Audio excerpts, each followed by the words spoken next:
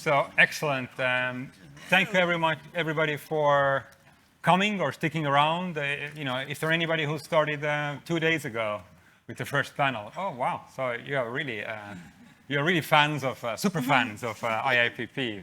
Thanks so much for joining every panel. And this is the final panel of this year's IIPP forum on rethinking the state.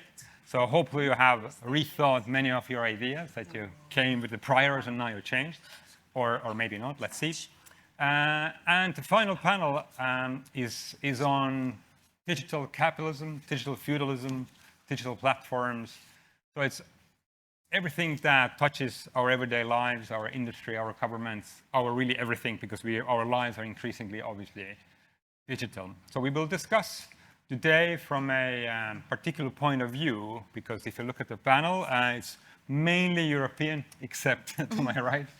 But you also very much, of course, look at the perspective of a non-hegemonic powers in this space, if you will. So what we are a middle power. We are a middle power. Yes. Europe nowadays is a middle. Yeah. Well, yes. You can see where this is going already. So, yes. But I have the honor and privilege to chair this panel, which is kind of like a strange, I guess, because this week I've been told 3 times on 2 nights. So maybe that's why I'm here sort of trying to be in the middle of people's differences of opinion. Got it, thank you. Trying to build the common ground. Anyway, my name is Rainer Kattel. I'm a professor at IIPP and deputy director, and I'll chair the final panel. So what we're trying to do is really take the view of more, let's say, the non-US, non-China, non-sort of blitzkrieg type of capitalism, or this very strongly state-led authoritarian capitalism, and look what's in the middle and what can we do in the middle, given that the geopolitical situation has, of course, quite radically changed and perhaps even refocused. How do we think about the digital and platforms and the digital capitalism in general? So we have really an all-star panel today. I mean, unfortunately, David Eves, who was supposed to be on the panel, he just literally landed in Heathrow Airport, I think. So he can't join us, but you can... Is there a Zoom that he can just link to? Not in Heathrow, I think. So, no. As we know, they just burned... On the phone. This is a digital panel. But yeah, it's a digital panel. Pretty good at Heathrow. Yes, so let me start on my right. I have... and everybody teaches at IIPP, so I won't repeat that they're all professors at IIPP, so we save some time. Cecilia Ricap. Cecilia is an economist, and particularly focusing on the, let me say, industrial R&D aspect of digital capitalism, and particularly the uneven nature of this R&D and how these processes are really deepening. So she has been writing wonderful research and is also publishing, hopefully next year, a book on this topic that you can hopefully very soon already pre-order. And she will bring this perspective, but she has also been working on the digital EuroStack, or a version of that EuroStack, the digital sovereignty in a larger sense. What does it mean? What does it look like? What kind of policies, coalitions we need to build? This is Cecilia. On my left, we have Francesca Pria. Francesca Pria is formerly from the city of Barcelona, where she was a chief technology officer. Then she ran an innovation fund in the Italian Development Bank, and currently is a fellow at Mercator Foundation in Germany, and has been tirelessly working in the space of digital sovereignty, technological sovereignty. And as we discussed yesterday, maybe 10 years ago, it was very much a niche idea that cities need to have their own technology stacks and capabilities in order to, procure contracts with providers of phone services and the like. But of course now, mainly also due to your efforts, of course, this idea of technological sovereignty, and particularly what's in the European context called open strategic autonomy, has become really the core for all European policymakers, partially also because of geopolitical tensions. And there is a report by Francesca and there is a report by Cecilia on that topic on our website, so you can download and read them over the weekend, because it's going to be very hot tomorrow, so you can't go out. Better read. And then we have Mariana Mazzucato, who probably doesn't need any introduction at all. Yeah. But I was just on the previous panel. Move on to Mike. Yes. But in this panel, particularly Mariana's work over the last years has been focusing algorithmic rents, this entire idea that the rent creation, the value creation in the digital space is something unique, that the previous economic ideas don't really capture that well. So we have to actually rethink the idea of rents, or have a new form of rent actually, that then of course has a huge impact on the way we need to deal with digital capitalism from the policy and the perspective of the state as well. Sorry, just to correct, I don't believe we need the rents. We need a theory of rents. Okay, good. Thank you. Get rid of the rents. Thank you very much for this correction, yes. And last but not least at all, we have Mike Bracken on the far left of me. And Mike is formerly a founding director of government digital service here in the UK, which became, as you might know, the sort of the blueprint of digital agencies around the world. And his work has been really recognized for that by many awards, including also recognition by President Obama for his work at Obama's administration when they ran into huge difficulties with health.com. And now Mike is a non-executive director at Public Digital, is that right? Which is a wonderful company dealing with many governments around the world. And so this is our panel. And I want to go first to Francesca, partially because this is how the panel sort of came together, because of the reports that you and Cecilia put out there, and because of a lot of the discussions in the European space around this idea of a EuroStack. How much digital Europe needs to build in its own right? Where do we begin, where do we end, and where do we collaborate, and what do we do with others who are not China or US? How do we deal with Africa, India, Latin America? And all of these issues have become now particularly important because it's also a geopolitical dimension to it. It's also a coalition building in many ways. So I'll keep it to you first, Francesca, and then we go from there. Okay, thank you, Rainer. It's great to be here. I'm not so much in London these days, but I always enjoy to be here, especially at IIPP, and teach with the students and have this kind of moments to really put forward our ideas with people like you. So I think maybe before I go into the idea of the EuroStack, I will explain you maybe two things. First, I will need to convince you that this is not a Eurocentric project, and this is not an isolationist, protectionist, European response to the techno-nationalism that we see happening in the US. And I think this, I will try, because of course there is a European component to it, and which is very much grounded actually on, why Europe is becoming not a digital sovereign, but a digital colony. And I think actually you should take this question very seriously, because I think many of you that are coming from abroad and global south and Latin America and so on may think that Europe is this, we are Europe, but I think you can learn a lot on when you take the wrong industrial trajectory and you get locked in and in like very much strong, industrial, economic, and geopolitical control, you can end up becoming a colony where you have much less autonomy to decide, what direction you're going to take. And I think this is maybe can be interesting for everyone here. The other maybe big question is why I think digital sovereignty at the moment is not a nice to have. It doesn't have to be left to the techies or to the nerds or to the people that understand technology, but I think it's the foundation of 21st century democracy. And that's why maybe, we have to broaden the conversation and try to see, why this question of digital sovereignty cannot be intended, anymore, the digital economy as a neutral marketplace where you just need to look at competition policy. And you will be fine if you manage to have the right competition toolbox and you kind of restrain the market power or the market dominance of big tech.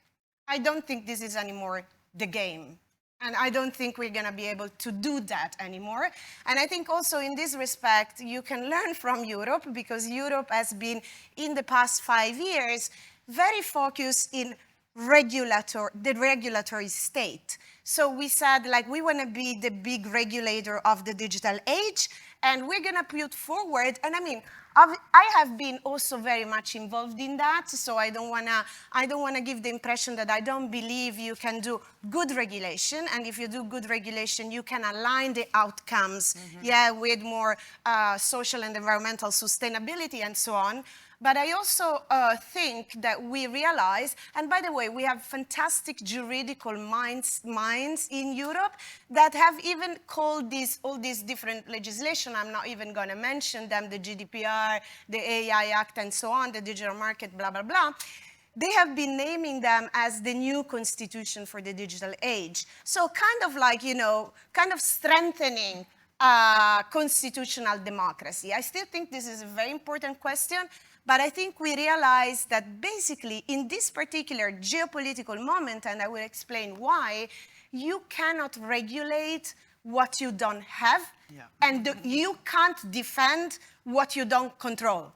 And so basically we are ending up regulating infrastructures that are controlled somewhere else, that are built according to laws that we didn't write, and that are underpinned by values and rules that we do not agree with. This is kind of the situation, and we're also very much losing touch with how, to make sure that we basically have public interest and collective decisions on how this technology is being now deployed. And I'm just making like a very simple example here. Now in the US, where obviously we have a techno-oligarchy that entered the White House in order to complete their, let me call it like this, political project, it's nothing to do with tech. They're using Doge, they're using the AI that Elon Musk, by the way, developed, taking all our data that we use on his own social network, X, that he just bought before the US election. Oh, what a coincidence, to basically do, together with the help of the nice guys from Palantir, mass deportation program. At the same time, we are seeing, and that's now being carried out by Palantir, and also Doge. I mean, they're entering into decision of, do we cut, public health care? Do we cut social spending? Do we take away the possibility for, lower class people, working class people to access a mortgage? Things that are the very core, I think, of what the state is about. So I think that this should be public decisions, that these require public accountability, that these are the very core of what a democracy look like, and they cannot be left, by these kind of like unaccountable, unchecked billionaires. So basically, I think, and let me elaborate a little bit on this. Sorry, I mean, I don't want to, Go ahead.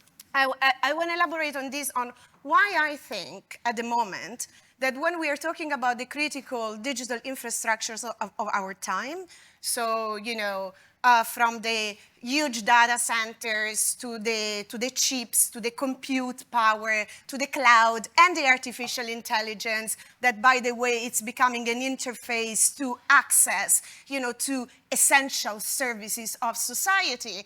Why I think they are, at the moment, tools for geopolitical power.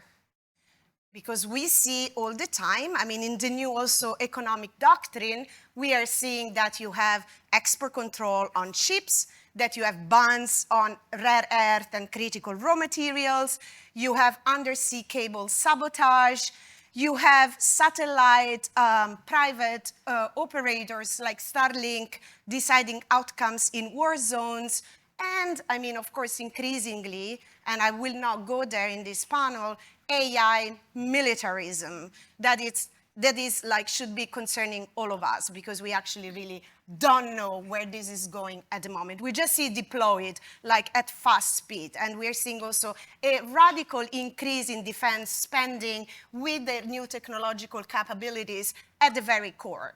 So I think basically we cannot afford not to see here the geopolitical dimension.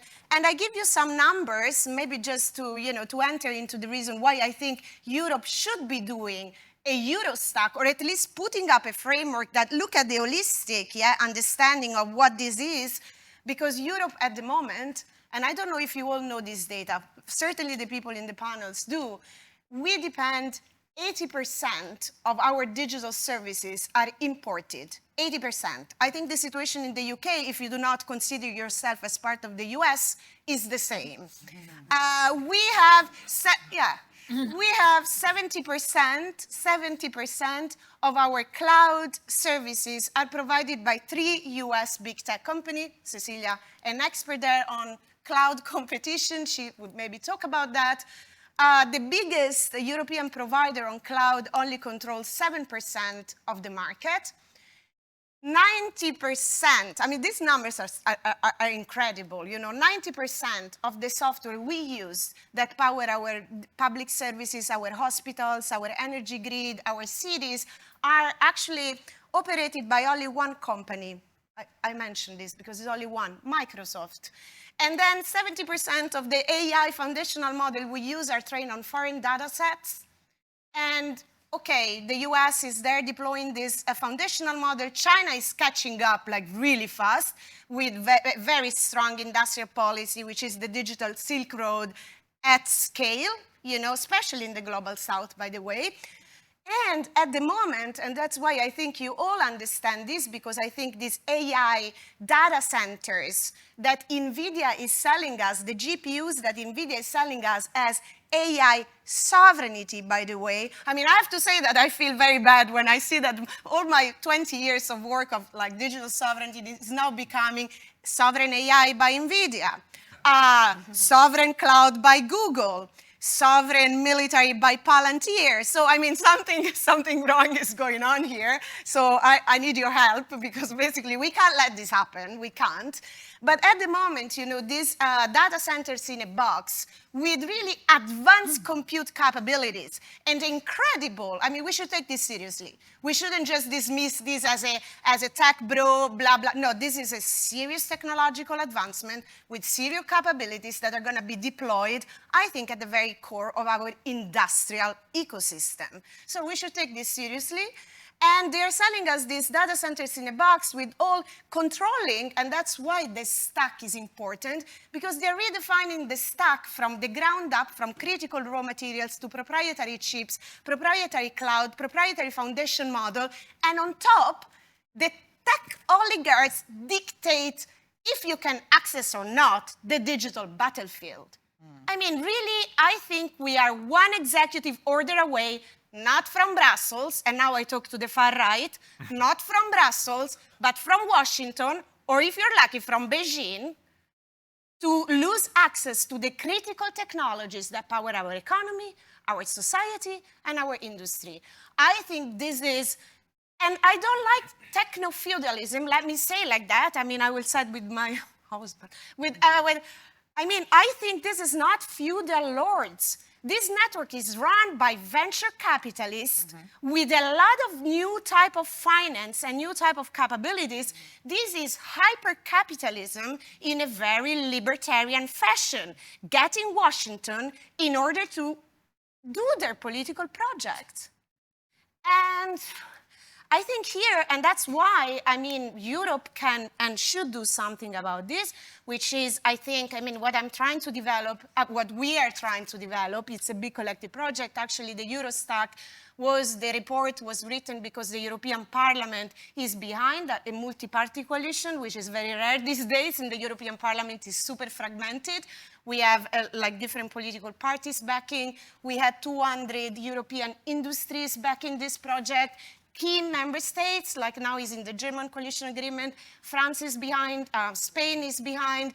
I mean, we're trying to do, although they're doing a lot of other things that maybe we can debate, but there is a support for an idea to basically regain more autonomy in the digital space and not live in these critical infrastructures you know, in this techno-supremacist war that is happening at the moment, whether, you know, basically you have to choose if you do American AI or Chinese AI, which is techno-nationalism, digital imperialism. I think we need another way.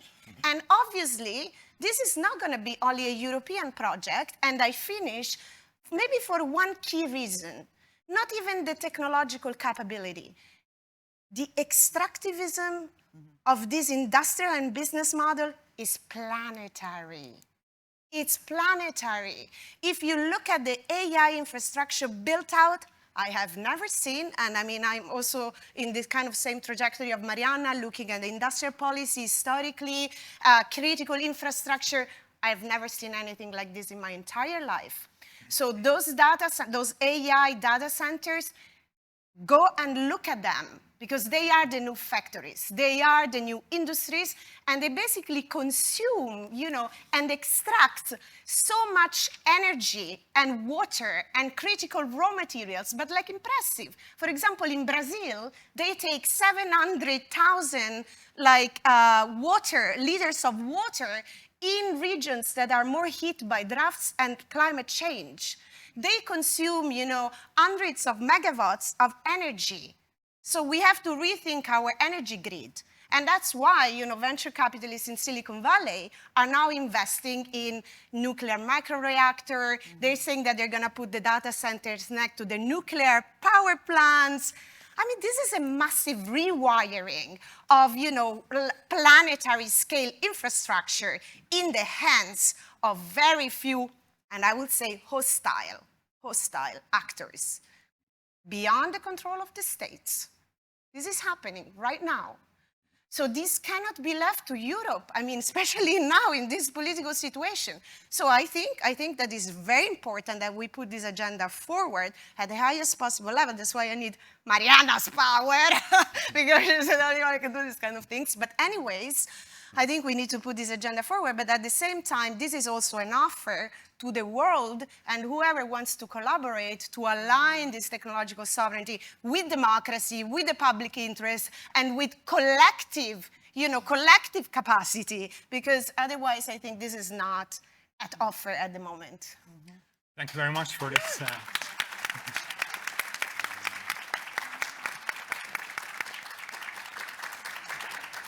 Yeah, thank you very much for this very passionate introduction to the topic. And now I would go to Mike, because you are working with lots of governments really across the world, and you are very much in the sort of the day-to-day business of governments actually trying to deliver services, rethink those services, build infrastructure. So how do you view this battlefield in a way? Thank you, Rainer, and thank you for the passionate sort of exposition of the current problem. It's really very concerning. So I work at Public Digital. Most of my colleagues are here. We work with 40 governments at the moment around the world, plus big multilateral organizations. And it's right, this sort of phenomenon that's happened hasn't really happened before, with technology becoming policy. And the outcomes are plain for all of us to see. The question, I think the posed question, is what to do about that. At the moment, there's a lot of talk about sovereignty, so let's start with that. The first thing to say is, in moments like this, when countries, regions, jurisdictions feel overwhelmed, they feel that they are bulldozed into positions they don't want to take by a tech, by other countries and regions, it's a perfectly natural reaction to say, right, we must own our own. We'll get everything ourselves lined up. We've got our own chips, our own data centers, our own everything. That doesn't work. That's never really worked. That's not really a matter of opinion. It's a matter of fact if you look around the world. Because all of those things, to some degree, are based on interoperability and resilience. And the thing to do at this moment, I think, for Europe particularly, for all regions really, is to have some confidence. And that's hard when you feel under attack. Sovereignty doesn't come from owning every bit of a stack. Stacks generally don't work for a long period of time. They certainly don't drive innovation and competition. Sovereignty comes from having the confidence to be interoperable. And as the European strategy, which was published last week, says, to have an ambition to genuinely collaborate. Stacks don't collaborate. Systems collaborate. Digital services collaborate. So when we talk to governments and jurisdictions around the world about sovereignty, the definition of sovereignty is, again, understandable to say, I need to own my own sovereignty, I need to own everything. That's not really practical. countries as variant as France or Kenya or Togo or countries in LATAM have got very different geopolitical positions, they've got very different assets, they've got different policy challenges, population expectations. You can't just impose a model of sovereignty. What's sovereign in one place is not acceptable in another. What sovereignty really means is having agency. It's having the ability to choose policy and execute your policy in ways that suit your population and your policy needs. And that's the problem, because this creeping rise from every facet of big IT, backed in some cases by other jurisdictions, particularly the US at the moment, means that those policy choices are being restricted. It is very easy when the elephant's in the room to focus on the elephant. But here's the thing, we've sort of made this a lot worse for the last 25 years. Because we've made, I'll take Europe as an example, we have made choice after choice to get us here. Time and again, we have said, oh, that's okay. Every hospital trust that buys a proprietary technology software that doesn't work with anything else, every bit of defense spending that's not interoperable with our own data, every bit of offshoring our data, these incremental decisions, time and again, have taken us to this place. It's like being, a friend of ours, Tom Coates, once wrote a blog post about an institution failing to change. It's like being eaten by a giant snail. We have watched the snail come, oh God, the snail's coming. And it has, it's eating very slowly everything in front of it. And we need some confidence to say, hang on, what do we need to do differently? Let's take Europe as an example. Europe's 490 million people, I think, ish. So population size, 1.5 times the US.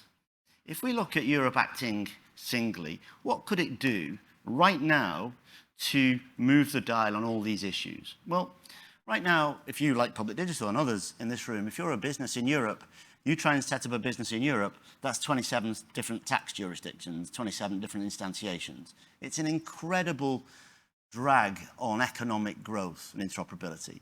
If you're in the US, you can go to Stripe Atlas and in 20 minutes set up an institution in Delaware, tax compliant, and you're trading to 300 million people. If you're in India, you can use Aadhaar, some of the India stack, to radically reduce your KYC, get your people into the formal tax economy. These things are not all perfect, by the way, but these are organizations moving at scale. Pix in Brazil, radically transforming sort of digital currency with massive population buy-in. What Europe needs to be saying is, hang on, there are emergent services and platforms around the world. If we become interoperable with them, if we have common standards, then our market grows hugely, our competitive position grows hugely. We don't have to own them all. We don't have to own a stack. What we can do is start to create European-wide and global-wide services that have our values in them. Values do not live in chips. They live in institutions and processes and people and cultures. But you can embed values in your protocols, in how you work, in who you work with. You can, for instance, say to providers of technology, even basic technology like services, you can play in our jurisdiction, but only if you're interoperable.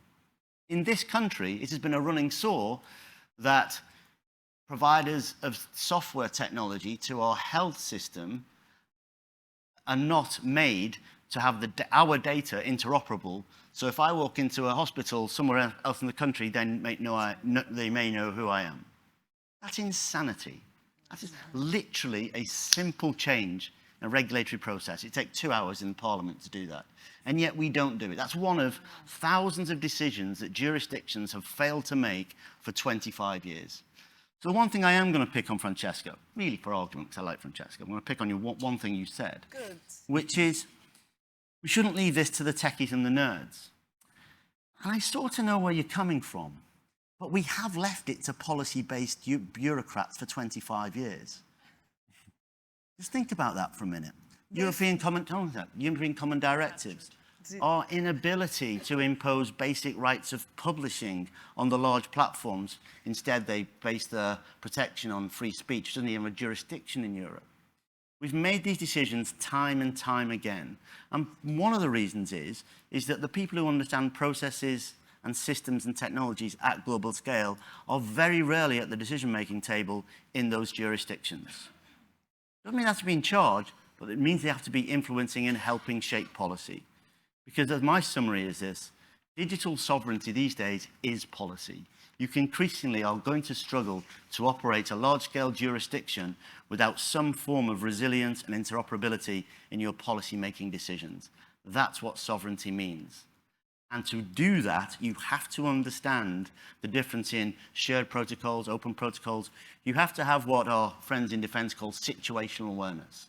You literally have to understand what other actors are doing and how you work in the framework in which they're working. I give huge praise to Francesca because EuroStack, I think, as a movement, a phenomenon, has woken people up. I do not agree that a stack is the answer. Systems, services, and interoperability are the answer. But I certainly agree in the diagnosis of the problem and the fact that we are reaching a very dire position and we need to act. How we act, I think, should be with confidence, with interoperability, and with consistency. Open up markets to competition and innovation and start making policy decisions all over the place that close out opportunities for what has been, for the last 25 years, the capture of the commons by private interests. Thank you very much. Thank you very much for equally passionate and yet a different view on technological sovereignty. And you get a chance, Francesca, to respond. Now I come to Cecilia for a third take on digital sovereignty, and perhaps more from the knowledge production, knowledge diffusion perspective. So let's hear from you. Sure. Let me first give a shout out to Carolina Alves, who I saw before around, for organizing the forum. Thank you so much. And also all our comms team, like chaired by Angelo, but all of you also, thank you so much. Then we can also clap, yes. Then I want to start by giving you 3 inputs that are theory-based, but also very empirically grounded, and also discussed with policymakers that can, in a way, give us a comprehensive picture of the scenario that was vividly also being described by both Mike and Francesca. These 3 will be why big tech, and what does it mean that big tech companies, particularly from the US, but also from China, lead what can be described as a predatory digital ecosystem. The second one will be about dependencies and why we not only have imperialism in the geopolitical level, but also what can dependency theory add in our economic understanding of this particular way to organize the global economy that is this predatory ecosystem that I was referring to. The third one will be about the impact of AI in how humans think. And on this basis, I will refer to 3 interconnected, complemented policies for reclaiming, expanding digital sovereignty for people and the planet. Couldn't echo more this necessity to think about agency.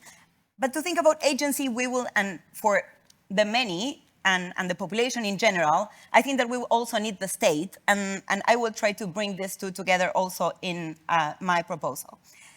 So when I say that big tech companies control a predatory ecosystem, it's not only about all the things that they concentrate. We know it. We know they concentrate talent, they concentrate data, they concentrate data centers, they concentrate a lot of market capitalization and profits as well. But what is less well understood is that they control beyond ownership. They have a capacity to control vast networks of actors.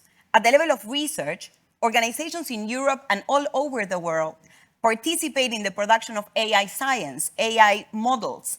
They are presenting their research widely and globally, and it's very easy to go and see where they are based, some of them even based here at UCL. However, when it comes to looking at who is setting the agenda, which are the organizations that are sitting at the core of this research network, we don't have MIT or Harvard or Oxford, Cambridge. We have Microsoft and Google. So these companies define the type of AI that we are getting. And they do so in a way that then they capture all the knowledge that is developed, dispersed, scattered in pieces by all these publicly funded organizations, with scholars like us, but working on other fields. This is one way in which they have transformed the development of tech into a predatory ecosystem. A second way is open source. The open source community was supposed to be a sort of counterbalancing power to the proprietary software. And now we have companies again like Google, Microsoft, Meta, and so on, that put pieces of their software in open source to create de facto standards, and then get everyone using that piece, sell complementary software, create ecosystems around their open source piece, and charge a fee on whatever is sold in their ecosystems. And this leads me to the third and most important part, which is the cloud. All this works because, as Francesca was saying, Amazon, Microsoft, and Google control almost 70% of the public cloud. And the public cloud is not only infrastructure as a service. Of course it is that, but it's much more.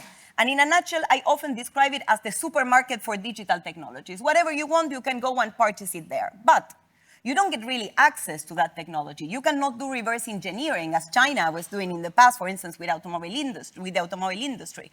What you can do is only use it as a black box. And you become an endless and locked-in consumer of cloud services.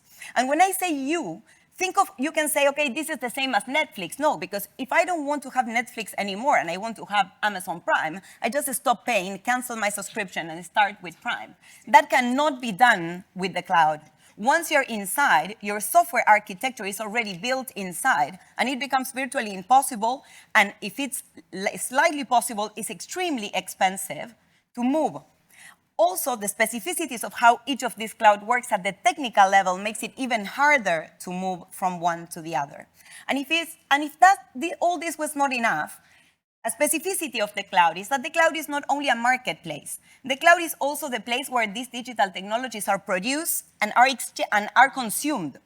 For an economist, this may be completely mind-blowing. There are not three different spaces in capitalism. One, the production unit, then the market, and then households, or any other space where we consume. Everything happens on the cloud. And because everything happens on their cloud, then it's impossible for organizations to live. And this is not only locking in startups, but also large companies and states. And when I speak of dependencies, going fast to my second point, I refer to three things. Complicit actors. Dependency theory already in the 1960s and 70s was referring to how some actors from the South were occupying these complicit roles, were contributing to this type of or to their own underdevelopment. And if we think about that today, we see a lot of companies establishing strategic agreements, for instance, with these big tech companies. Mistral was supposed to be France's promising successful story, ended up depending on big tech. SAP, largest company in market capitalization in Europe. You know why it's the largest company in market capitalization in Europe? Because it decided that instead of building its own ecosystem, it's basically focusing on participating in Amazon, Microsoft, and Google Cloud, offering its software as a service. So we do have complicit actors, and if we don't see it, if we don't see also that for a startup, a company, mid-size, and even large companies, they don't have an alternative. They will not start by themselves. It's like shooting you on your foot. You will not go and do something that will not give you any profit. Companies by themselves will not be the ones that change this scenario, because their only feasible alternative is to migrate and be part of the cloud. Another reason why I speak of dependencies is because of the notion of extractivism. So we have knowledge extractivism, and you can already think of what I was saying before about research and open source. We are co-producing the knowledge together. And then we think that the innovators are Amazon, Microsoft, Google, Meta, etc. But these companies are the appropriators of the commonly developed knowledge, not necessarily the innovators. And I'm not saying that they don't do internal R&D. They do. But they're not the only ones producing it, and they're not the only ones funding what then ends up being captured by them. And this third dimension of why dependency is what can be defined as twin extractivism. And I will give you just one example. What countries are doing today, because sometimes they don't fully understand that how this ecosystem works, is to attract data centers. That is obvious, but it's okay to highlight, I guess, that inside the data center is not where the AI models are coded and developed. That can happen anywhere in the world because everything is interconnected through the internet. This is how the cloud actually works. So they they attract data centers to their countries. Data centers do not create jobs. To install a data center in most of the peripheral countries in the world, most of the what is needed will be imported, so it's not generating more local production. And then it will consume insane amounts of energy and water, as Francesca was mentioning before. So really, it ends up happening that the extraction of knowledge by these companies from the US that doesn't enable organizations around the world to be able to collectively produce more open and shared knowledge to solve people's problems and contribute to solve the ecological crisis, it ends up worsening. And then I move to very briefly to the impact of AI in terms of how we think. If we are economists, and we're critical economists here in the room, I guess, most of us, and we know the problem of having only one theory for explaining problems and how dangerous that is. Imagine having only one method for inventing everything, not only for doing econ, for every discipline, for the arts, for journalism, for policymaking, for everything, we just do AI-based solutions. Of course, I'm not against AI, but I think that we should have spaces to reflect collectively about what type of AI we want, what type of digital technologies we want more generally, and which ones we don't want, AI for military purposes. And this is why the proposal for us, very, very briefly, is a proposal for a public-led, democratic, international, people-centered, and ecological digital stack or value chain. And every term in this very long phrase matters because it speaks about different angles that I can further unpack later on. But just to give you concretely what the proposal is about, there are 5 layers, and I will just mention them and finish there. One is public physical infrastructure. Of course, it's needed, but it's not enough. The second layer, I would say, is open source foundational models that are available for everyone. For everyone for what? Yes, to use them, but also to be able to build solutions on top. And these solutions on top need to be sold somewhere, because otherwise, if we only offer, for instance, the physical infrastructure, then the companies will have to go and sell their models in the marketplace. And the marketplace is Amazon, Microsoft, and Google Cloud. So the third one is to create a marketplace. IIPP is a lot about the role of states in the creation of markets. There is an opportunity here to create a marketplace that is truly public-led, and there should be demand, because otherwise this market will not work. So we attract the startups, companies. We say, hey, you have the infrastructure, you have the foundational models on top of which you can build your applications. Who will demand all this? The state, public procurement. So this public-led value chain in the digital sector, I think that it needs to start from the state. And it can only start from perhaps healthcare or education. It doesn't need to cover everything. Although there are already interesting examples, and this is just to bring some hope. I recently read that a state in Germany is trying to completely decouple all the public services, everything from big tech companies. And also in Denmark, the digital minister is going to also decouple from Microsoft in particular services. So I think that it requires, of course, a lot of courage to do this. The 5th part of the proposal that I didn't mention yet is a research agency. We need a lot of people working together. AI, digital technologies, they are not produced in groups of like your tables here. You really need to put a lot of people working together, and it needs to be interdisciplinary as well, because computer scientists will know a lot about how to develop a model, but will know very little about the ethical, economic, political, ecological implications of these technologies. So I do think that there is a space to build this type of bold alternatives. I do think that we can learn from each other. Uruguay, for instance, to say also what can Europe learn from Latin America, for instance, Uruguay has a public, a state-owned telecommunication company that wants to become more like a digital company. It's the company that was responsible for the 95% of the fiber optic, of the connection of 95% of all the households in Uruguay to the internet. So I think that really we can build on these type of examples that are even examples from Latin America and from Africa. In Africa, Nigeria was going to forbid Meta for not complying with the regulations. So there are a lot of examples of things happening around the world. We can try to pull them together. And really, I think that although it's bold, it's the only way forward. Thank you. Thank you very much.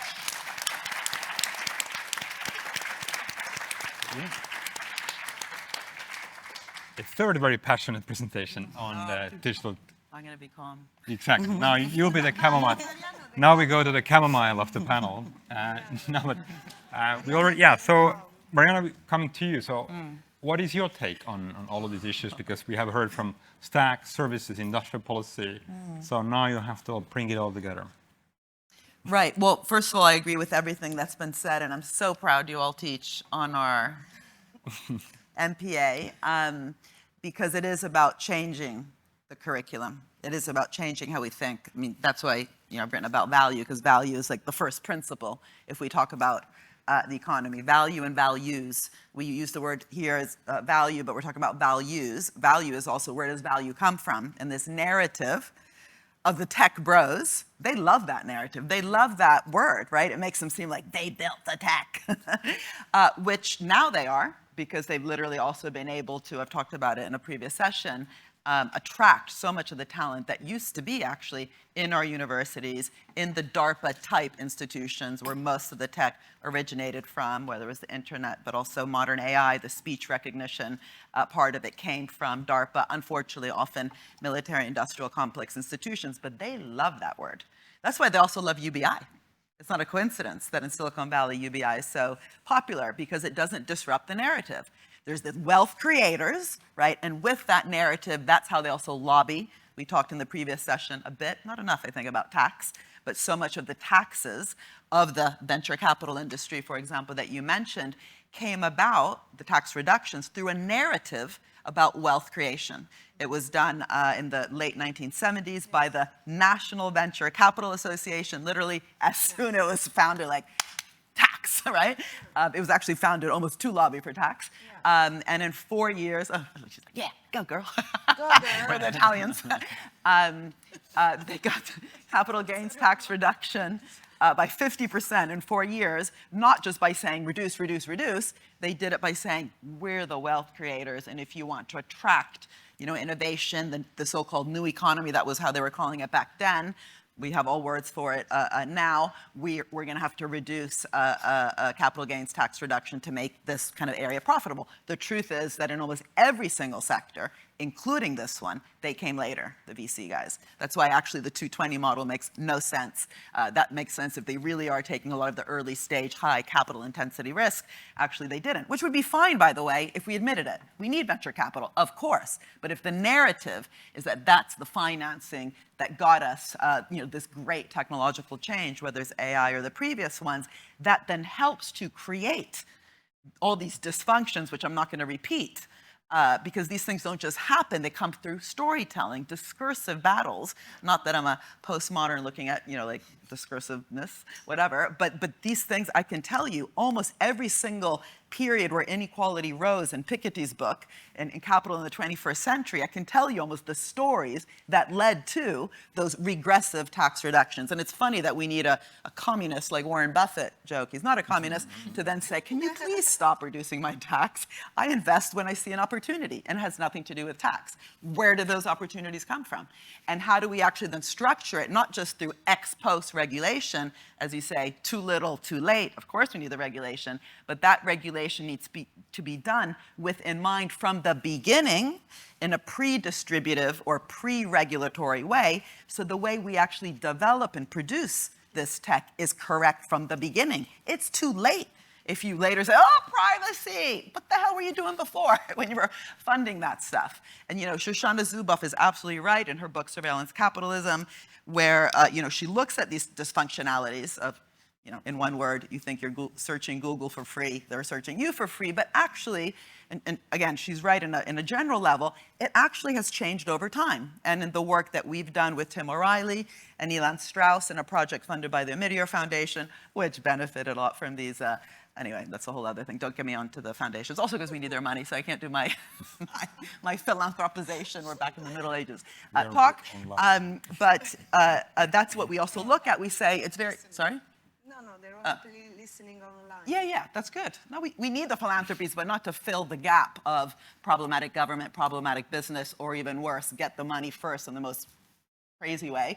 Amazon, one of the most dysfunctional corporate governance structures, and then using 0.1% of those profits after having evaded tax to set up the Bezos Earth Fund that then helps the UN do climate change. It's like, who the hell thought that up? But anyway, we need the foundations to, again, especially in a moment where ODA is falling. So I don't want to say that we don't need them, but if they're part of the problem, they need to change. But what I was saying was Shoshana Zuboff is right. However, what becomes very important also as an economist who does believe, and I want to get to something you said, that we need to distinguish profits from rents. They are not the same thing. If you're interested, read Marx, read David Ricardo, even read Adam Smith. He cared about this. But if you actually look at the history, for example, of that particular problem, which is when you're searching, are you getting a genuine search? Like if you searched in Google and you put, I want a glass bottle with whatever this is called, a top that doesn't come off so it doesn't end up in the ocean but sticks there. By the way, that happened through very good regulation in Europe, which then stimulates innovation. Then you got a genuine search. That's like the first 10 years, basically, of Google.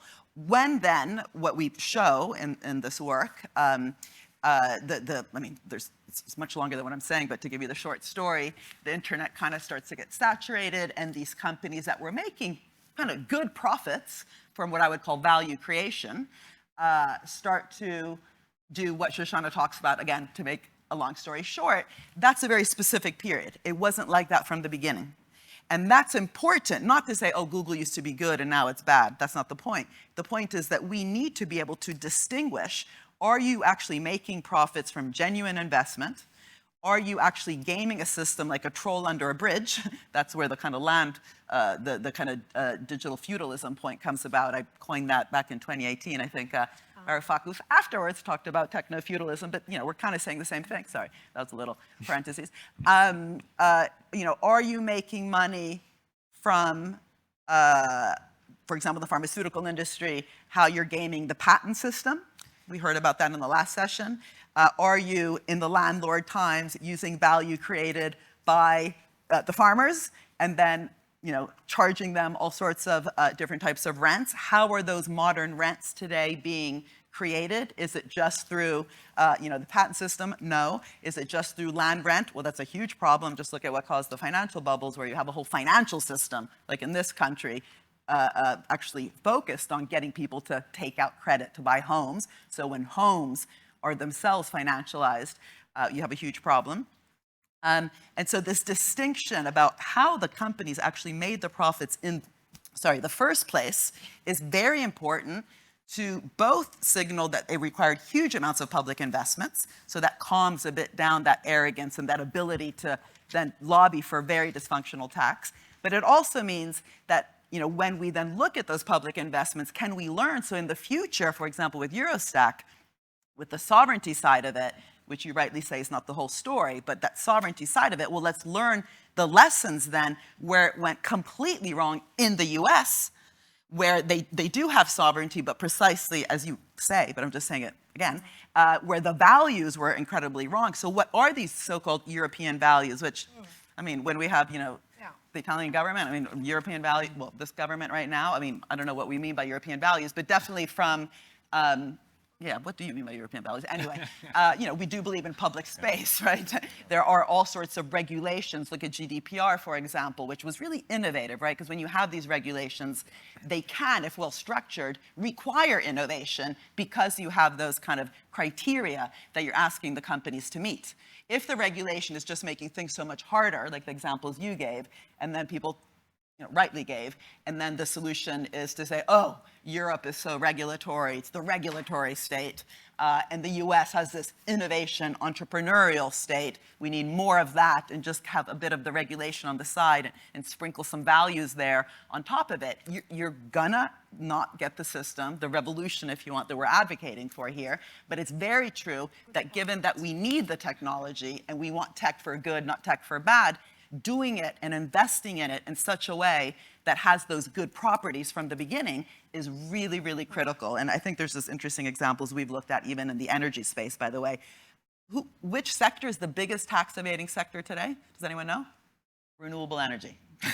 So be careful, right? Like even there, yeah, we're trying to do the climate battle, but how do you actually look at this as a system, right? And the narratives around the system, so you really get it right, and it's not just the latest kind of buzzword where as long as we have renewable energy, things are good, and we'll have a just transition because we'll layer a bit of values on top. You really need to focus on that production. Lastly, because I'm already talking too much, just from an IIPP perspective, and again, we said it last night, you said it now, I'm just going to say it again. Thank you, thank you, thank you. This is more than a forum, it's a festival because it has very much, better than Glastonbury.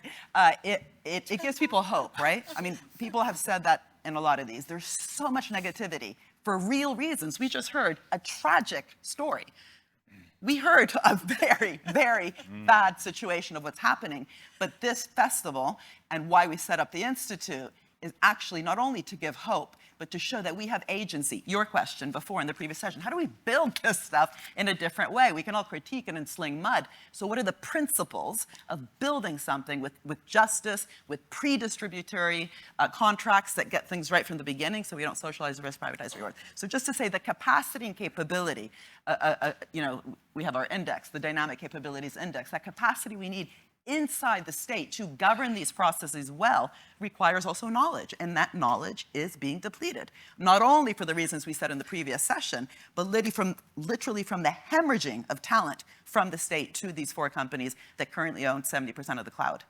And I've literally seen it actually from the DARPAs, from the NASAs. They're actually going to work inside these companies. Yes. You cannot govern a system you do not understand.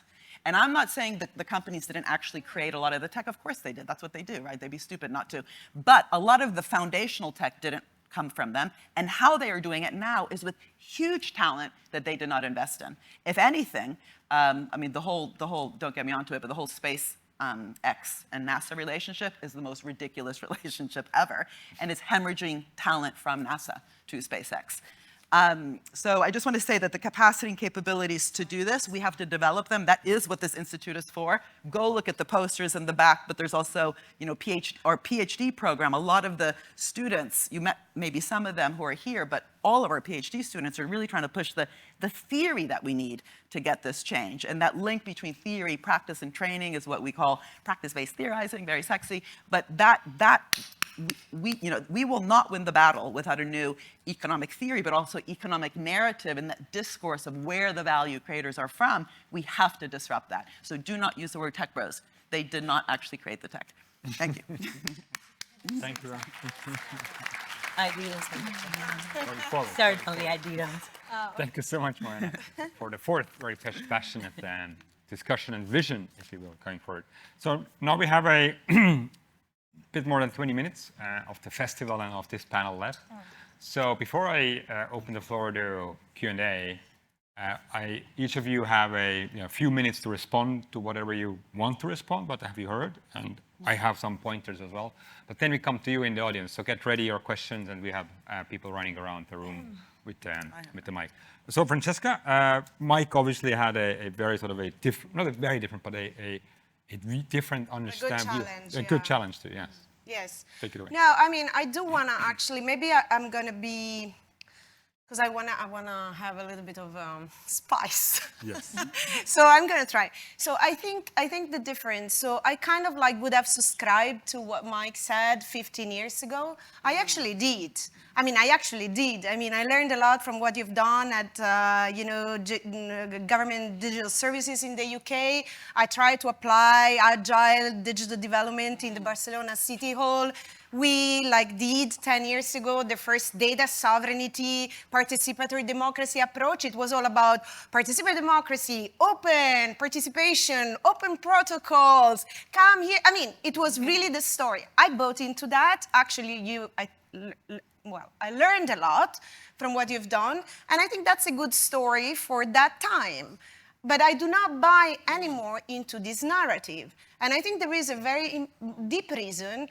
First of all, that has nothing to do with technology. Let's put it that way. If we understand technology as a very key feature of, a techno-political economic system, which I think we should, I actually haven't heard so much about this kind of stuff in the conversations that, I have assisted in the previous days. I think maybe we should, bake this technological question more into how we understand the regime change that's happening in the US. But I think it's a regime change. I do think so.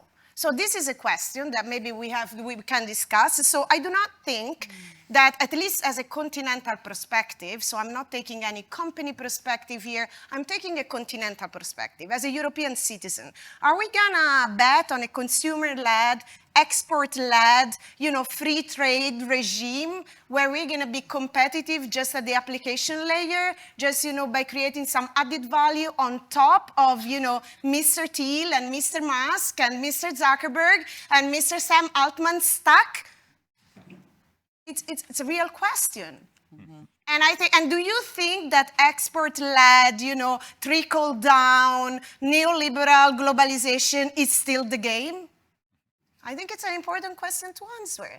I think, actually, that there is a regime change happening that is serious, and maybe, I'm a little bit too, I take these guys very seriously. And why? And it is not just Donald Trump. Why? Just very simple. Peter Thiel runs the most important military surveillance company on the planet, which, by the way, I don't want to get too political on this panel. Can I relax? But Palantir, you say they don't want to do, government interoperability in the healthcare, right? That's why they got Palantir to do that. You tried. There were so many people in the UK tried to get Palantir out of the NHS. You know what has happened? Not only they are in, but now they are extended across all government services. Okay, I should. Yeah.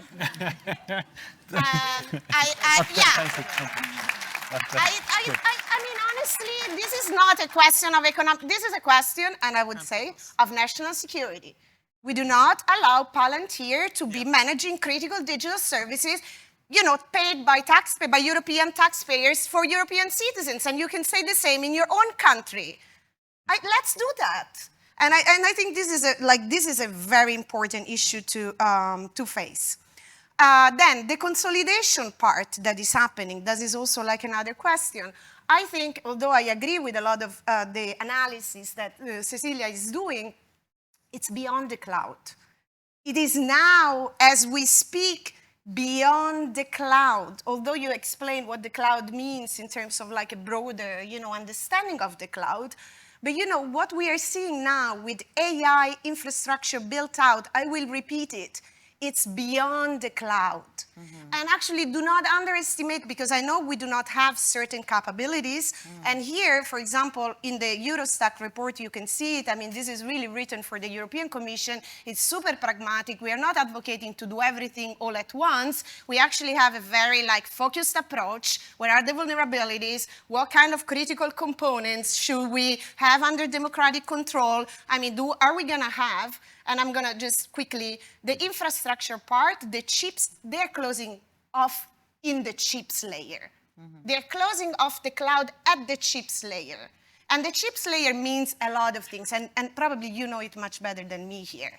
And so this is complicated because, if you want to rely on Keir Starmer nicely smiling to Donald Trump in the next export, in the next chips export control, kind of executive order, good luck. But this is the situation we are in. So I think this is very risky. This is very risky from a national security standpoint. And anyways, just maybe a little bit, because I've heard I've heard the peaks, and I've heard IndiaStack and so on. I will just say critical components, like a digital payment system, like a digital euro or whatever currency you have, and some kind of critical data spaces, that you can manage, they don't have to run on Microsoft Cloud and be embedded in Google Wallet. It is a mistake. And it is a political mistake. And that's why I think, we should develop it in an autonomous way. And that's very clear for me. Then Mariana challenge, if I may, because that's very quickly, it's very good. What do you mean by European values? And I agreed on everything you said. But, let me just say, what actually we mean is basically very simple, because it's constitutional democracy. it is constitutional democracy. Do we want it or not? Because this is what we are risking, I think. This is what we are risking. Constitutional democracy, a working welfare state, you know, when you have access to essential services for entire society, labor rights, environmental standards. It's like very basic. That is what it is at stake. And that's what you have to not only regulate, but you have to move to build the infrastructure that allow you to operate according to those rules and values. And that is really the thing. And I do not think we can do it on the available technologies. At least not if you want to be more autonomous and, yes, more sovereign in that sense, to basically have a democratic project that preserves the welfare state, environmental standards, worker rights, and democracy, yes. Thank you very much for this round of responses. And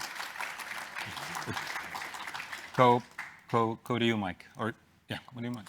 Sure. Thanks for that kind offer. It's a sort of, I think, a regrettable feature of sort of some Marxist sort of approach that Somewhat Marxist? Yeah, I'm not an academic, as you well know, nor am I Am I the Marxist? a thoughtful economic theorist like you. I just want to make a few points. Sorry, which one's the Marxist? Oh, let's leave that. The issue. Like reformist. So no, do continue. No, go on. I think it's important to recognise that the things that you've just thrown back this way, I think everyone in this room today didn't actually say any of those things. I agreed with you that we are in a precarious position. The way in which we tackle that position fundamentally disagree that proprietary network stacks, ownership of technology stacks, is the right way out of that position. I do not agree with that. For the very real reason that I've been looking for those working stacks all my life, typically, I'm yet to find them outside of China. And what I do think we should do positively is recognize the precarious position we're in now and probably do 6 things. I think we should use real words. And so when Sam Altman and other AI agents talk about their approaches to data, we should call that what it is, which is theft. When the damage done by social media platforms are described as externalities, we should call them crimes. There are small, simple words for the things that are happening now. That would benefit all of us. The next thing I think we should do, particularly in Europe, is we should do the maths. One of the things that I very rarely see when we talk about sort of, if you like, ideological approaches or technological approaches is the maths. So I advised with others the Macron government with the AI work for the last 3 years. And a starting assumption, I think, in lots of, not just European places, is that we couldn't possibly afford it. We couldn't possibly afford our own data centers. We can't possibly afford this. Last time I looked, there's 13.9 trillion euros held by European pension funds alone. Like, we are an incredibly affluent, if you like, or we have capital assets that we're not utilizing. Europe, we should be confident we can play in these spaces. The next thing I would do is, and it's sort of happening organically, not quickly enough, is break up platforms. Yeah. I mean, you're seeing that, I think, with the anti-monopoly in the States. Breaking them up is actually good for everyone. There's essentially a telco model in Europe that's a good start with that. The 4th thing we should do is really talk about leadership. We have to have different leaders at the table. And this point earlier, I was very well made about this point of, you know, the 3 elements of the traditional view of the market are in one cloud. That's true. But how often are the people on the other side of the table understand how the black box works? Yeah. Never. Yeah. Like, literally never. Policymaker after policymaker goes, I don't really understand this stuff. But it's like, stop right there. Like, let's get leaders in the room who understand this stuff. It's not difficult. And the 5th thing, I think, is that you have to have services. Whether you like it or not, we're not talking about trickle-down theories, this, that, and the other. Services drive radical societal changes in our expectations from our governments and what we are as leaders. Europe doesn't really have any services. which is why doing regime 28 and having a set up a business tomorrow, that type of thing that works across borders would radically change and inspire confidence in European nations that we can act as one region rather than as 27 bickering states. And then the last thing I think we should do confidently is recognize that whilst the situation in the US and its tech companies is not great for us in many regards, there's a big world out there, and some of the countries have been mentioned already, but working with the massive population sizes that are already, whether they know it or not, using interoperable open technologies not based on these predatory stacks, like Adahar, PIX, everything else. Where there's two, there are hundreds of them, MOSIP, all the rest of them.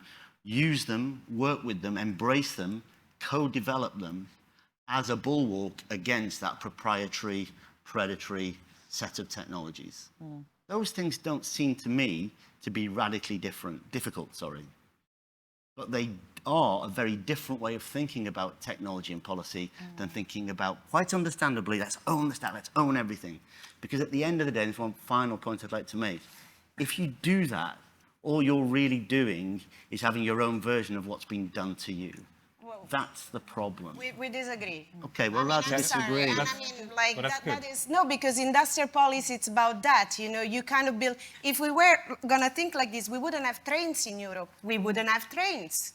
We do have trains, and I mean, it's great. We have like very functioning, well-functioning hospitals. We're gonna have part of these infrastructures, I think they're gonna have to be built here, and we have the capabilities, we have the companies, we just done very wrong policies that got us here. Like, you know, we have been buying 80% of procurement into these big tech companies. We have been, I mean, we've been doing a lot of things that were That's what he just said wrong. as well. So, That's what Mike said as yeah. well, the wrong policy. and that doesn't take away that we want the products. We do want the products. Yes, I'm glad you have trains. They're miles better than our trains, by the way. But trains run on gauges, they run on standards, they run on protocols. Industries work like that. You don't have to own that protocol. You have to support it. You have to develop it. You have to shape markets around it. The fundamental problem in Europe is that it's not really been adept at shaping the... Do we need So the fundamental problem of Europe is allowing people to speak. So do we need Starlink owning the satellite at low orbit? No, this is, sorry, I have to ask this question. No, because, I mean, he's saying very important things. I mean, he's a very important... So do we need Starlink? Can Starlink in Europe own the low orbit satellite communication that is only open to our army and defense industry? Can they do it or not? I will take part in a debate where people healthily listen to each other and answer the question. Okay. But okay, I mean, but we are... Come on. Mariana, you wanted to come in? Well, I wanted to be super brief because I want to give more time to Cecilia. And if there is time, I also want to apologize because I have to rush off. We're launching a big report at the Vatican today, the Jubilee report with Stiglitz, and I promise I'd give my intervention now. But I'm going to make myself late for that. So the first thing is super quick. I think examples matter. And for example, on the debate, Adahar in India, it's both used as a great example of a digital ID system. And then you have people like Jayati Ghosh, who I think, you know, we all like, whether we, you know, agree on very specific things or not, who's actually been writing for a long time of how it's hurt certain parts of their democracy and their ability to fight for something much higher level than tech, which is inclusion. And she has said that how it's actually then interacted in that particular country, where you'll remember Amartya Sen said if you're poor, it's better to be in China than in India, has actually increased exclusion, if you want, to what before was a welfare state, not a very good welfare state, one that has to be massively improved, and that's why Amartya Sen said that. But that these things interact, and that's why in the previous session we said, of course we need to get the tech right, but if you don't have the right missions and vision for the country, then that's exactly where the tech ends up potentially being part of the problem. And I'm not taking a position here in Adahar, I'm just saying it's a debate, actually. You'll talk to someone like David Eves, he'll tell you the positive story. Someone like Jayati Ghosh will tell you the negative story. The truth is somewhere in the middle, but it's a debate, and that's why it's also should be a healthy debate. And just second, I think the best thing about GDS, and there's many great things about GDS, including how they reframe what citizens are, not from clients and customers, but kind of as users with human rights, and how they access that digital platform, whether it's getting their licenses, their passports has to be nurturing of your soul and not, yourself wanting to die after doing all the paperwork. But the coolest thing you did, I think, that I'm surprised you didn't talk about, is what she said needs to be done, which is at the capacity level, it wasn't just amazing that all the top people wanted to work there because they did have a vision within the state, but also that how you help then the government to be less reliant on these massive companies. I think it was Intel in particular that they were over, or which company was it? Can't remember. Microsoft, whatever, it doesn't matter. But the point is, you contributed to this distributed system, not capacity in the government, capacity in the business, not a more diversified economy interacting with the state through its procurement, through GDS. And that's a huge success. Yeah, I think having the confidence to recognize that those players, those systems, they have value, they have experience, those big companies. They're not essentially evil, but you need to create and shape the environments in which they can play to the benefit of everyone. Yeah. So I look at Europe now and places like Catalonia with open air and other such places. It's like there's a real sense that if you embrace those protocols, that the whole thing can be better for everyone rather than a zero-sum game of winning and losing. I think that's possible. So I will go very briefly to say that this is an ecosystemic problem, which means that it's not that we need to solve every single node of the ecosystem, but actually we need to find what are the choke points, the bottlenecks, what are the nodes in the ecosystem that enable some, in this case a few corporations, to have a panopticon view of everything that is happening, even everything that is happening in the global economy.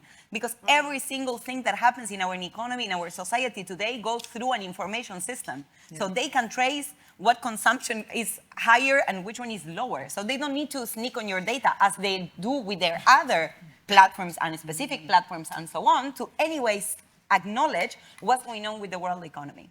So when I speak about the cloud, it's not because I think that only that part is what matters, but it's because there we have at the same time a choke point, a panopticon, and a capacity to set an agenda.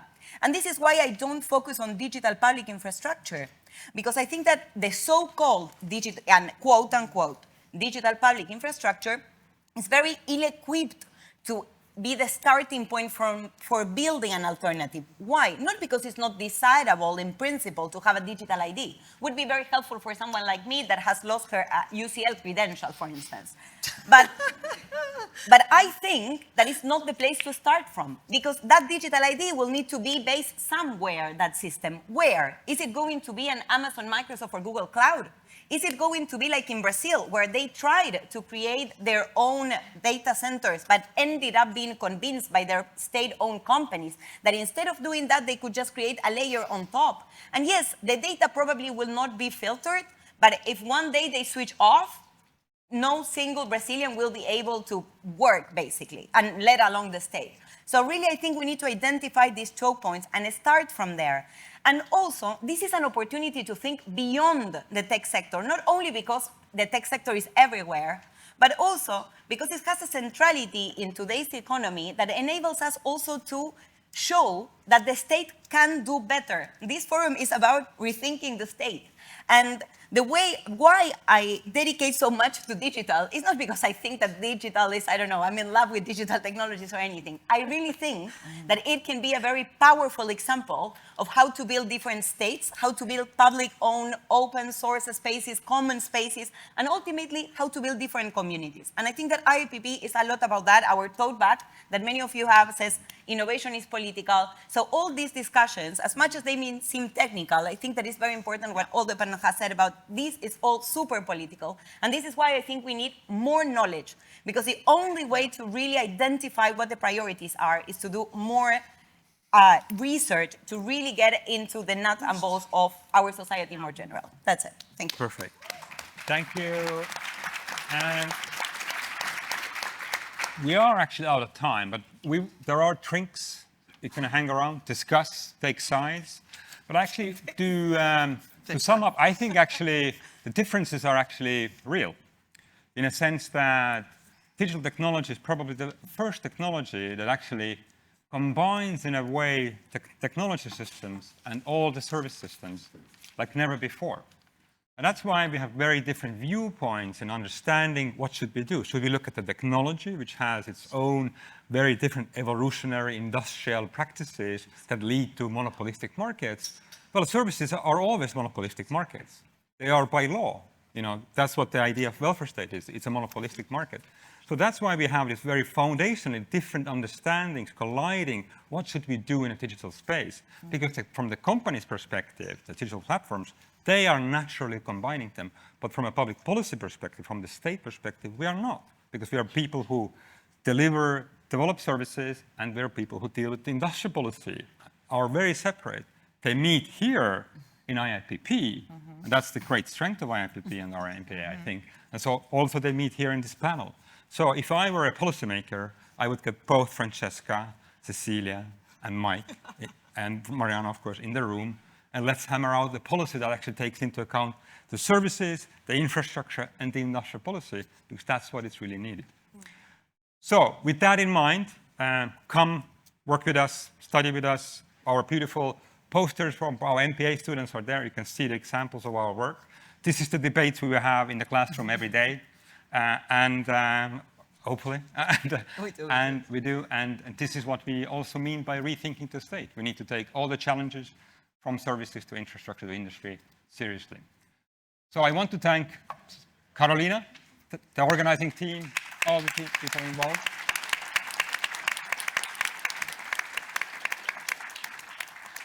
It's been a fantastic 3 days. I think we started out with the idea that let's do 1 day festival, and it ended up 3 days.